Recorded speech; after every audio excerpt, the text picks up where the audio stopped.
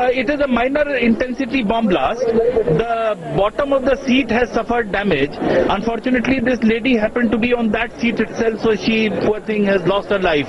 But otherwise, it was fortunately a very minor bomb blast. Any clue on what kind of a device? It is difficult to say right now what kind of device it was and what triggered it off. Whether it is difficult to say. It was placed under the seats in both instances. So the type of device and how it was triggered off, etc., is only investigation will tell. The blast took place when the train was coming. No, it had come to a halt here at Chennai for about 10 minutes. Then it occurred. It was from Bangalore to Guwahati. Bangalore to Guwahati train. The timing was to trigger a blast at Chennai Central. One cannot say that, but then that is the conjecture. Because that blast has taken place at 7th running late. It should have come at our 5:30 or 5:45. It was running late.